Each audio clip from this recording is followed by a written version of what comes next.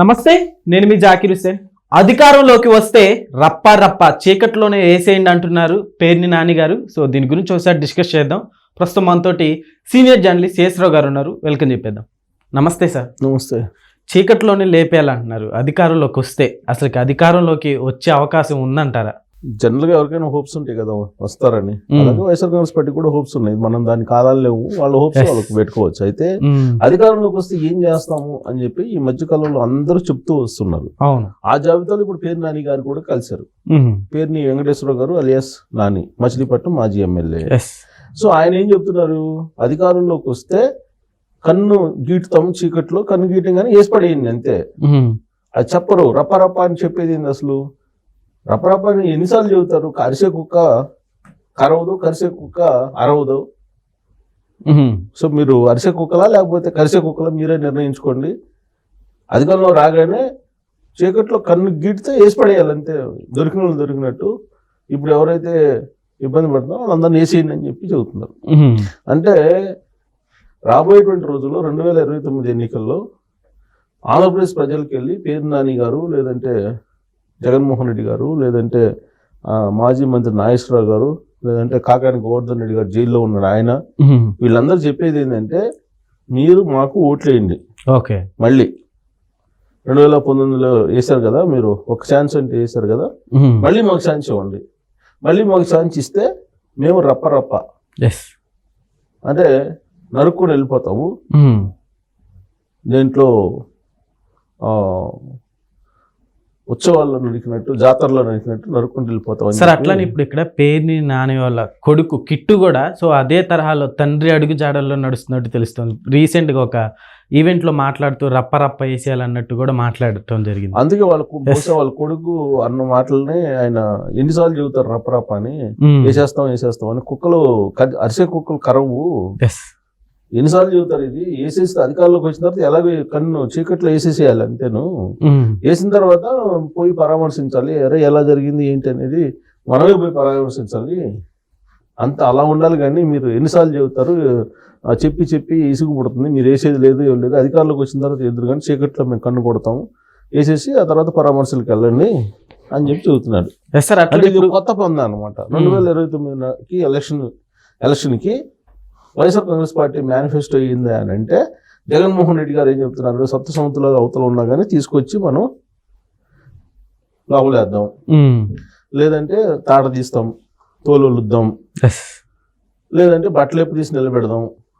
ఇవే కదా చెప్పింది. ఇప్పుడు కాకాని గోవర్ధన్ రెడ్డి గారు జైల్లో ఉన్నారు. ఆయన ఏమంటున్నారు, లోకల్గా ఉన్న ఎస్ఐడిసి అని బట్టలేపు తీసి నిలబెడతాం అని అంటున్నారు. జగన్మోహన్ రెడ్డి గారు ఏమంటున్నారు, ఇప్పుడు వైఎస్ఆర్ కాంగ్రెస్ పార్టీ క్యాడర్ ఎవరైతే ఉన్నారో, ఎవరైతే ఇప్పుడు అరెస్ట్ అయ్యారు, వాళ్ళని ఎవరు అరెస్ట్ చేస్తారో వాళ్ళని తీసుకొచ్చి మీకు సెల్యూట్ చేపిస్తాను ఎస్పీ చేత అని చెప్పాడు. ఆ మధ్య పులివెందులు వెళ్ళి. ఆ తర్వాత ఏంటి, ఈ మధ్యకాలంలో అన్నది ఏంది, రప్ప గంగమ్మ జాతరలో పొట్టేళ్ళను కొలిసినట్టు, పొట్టేళ్ల తలకలు కొలిసినట్టు రప్ప అని చెప్పి అన్నారు. అదైతే సినిమా డైలాగ్, అది సినిమా డైలాగ్ అంటే తప్పే ఉంది, దానికి కూడా అబ్జెక్షన్ ఏంటి అని చెప్పన్నారు. దాని కంటిన్యూషన్ ఏంది, వాళ్ళు రప్ప అని పెట్టుకొని వేటకడవులతోటి డాన్స్ చేసే వీడియోలు పెట్టారు.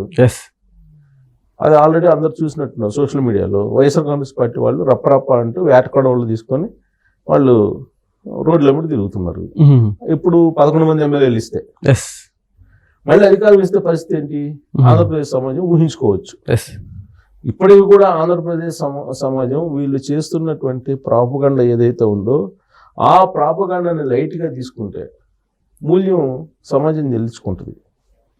ఖచ్చితంగా సమాజం చెల్లించుకుంటుంది. 2019లో ఒక ఛాన్స్ అంటే ఏ విధంగా అయితే ఆంధ్రప్రదేశ్ సమాజం అధికారంలోకి తీసుకొచ్చింది వైఎస్ఆర్ కాంగ్రెస్ పార్టీ, ఆ తర్వాత 2019 నుంచి 2024 వరకు ఏం జరిగిందో ఆంధ్రప్రదేశ్ సమాజం చూశారు.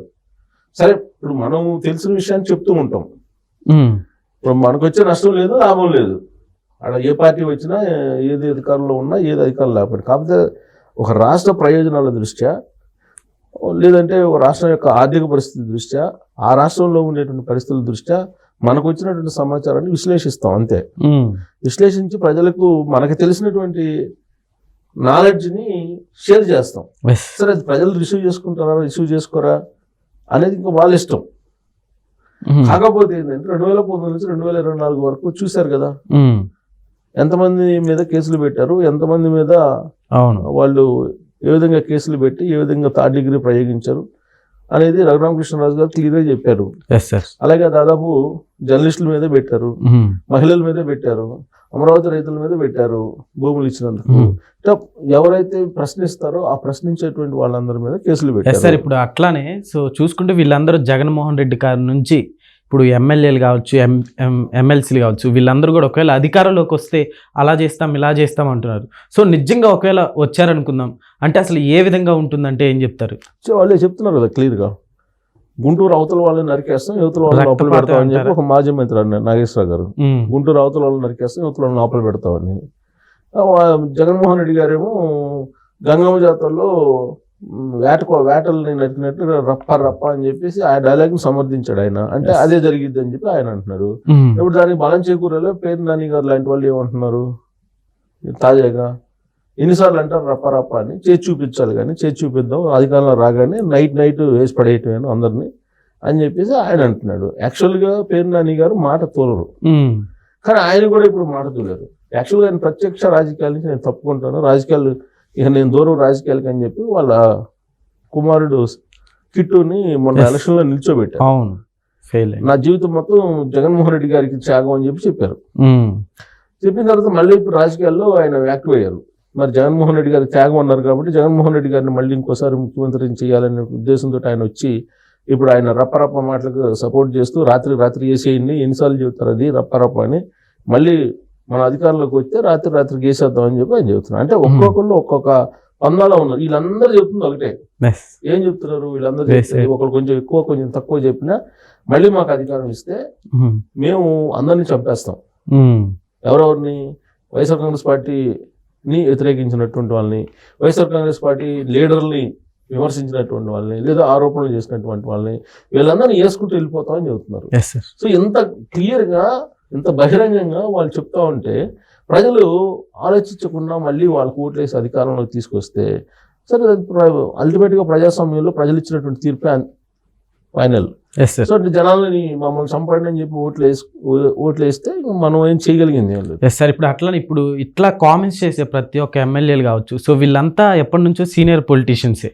సో వైసీపీలోకి రాకముందు వరకు అసలు ఎలా ఉండేవాళ్ళు అంటే గతంలో కూడా ఇలా నోరు తోలటం, సో ఇట్లాంటి వర్డ్స్ యూజ్ చేయడం జరిగిందంట. 2019 నుంచి చూసాం కదా, సో అసెంబ్లీ లోపల అసెంబ్లీ బయట ఎవరెవరు ఏ విధంగా మాట్లాడారు, అన్ని బూతులు మాట్లాడారు, తర్వాత పోలీసులను ప్రయోగించి ఏ విధంగా చేశారు, ఎన్ని రకాలుగా అరాచకాలు చేశారు అనేది బయట పెట్టారు కదా. మనంగా చెప్పడం కాదు కదా, మనం జడ్జిమెంట్ ఇవ్వాల్సిన అవసరం లేదు. 2019 ముందు నుంచి ఉన్న వాళ్ళు కూడా ఉన్నట్టున్నారు కదా, సో సీనియర్ పొలిటీషియన్స్ ఉంటారు.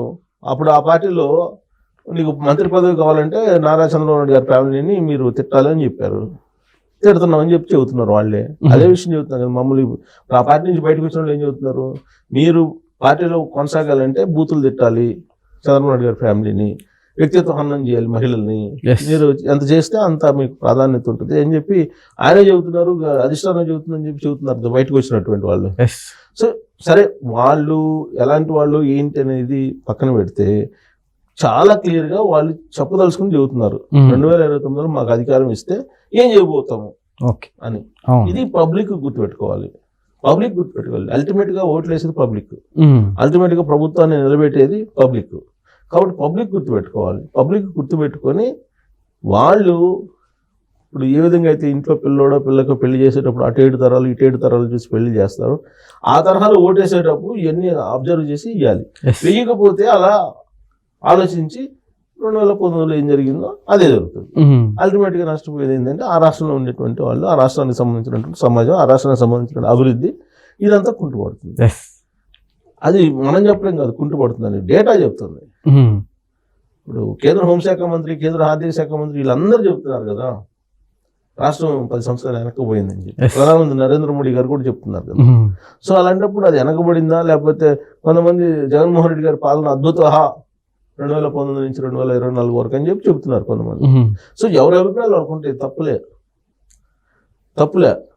మళ్ళీ కావాలంటే ఓట్లు వేసుకోవచ్చు వాళ్ళు, కాకపోతే ఓట్లు వేసి గెలిపిస్తే ఏం చేస్తామని చెప్తున్నారు, గుర్తుపెట్టుకోవాలి. Okay sir, thank you.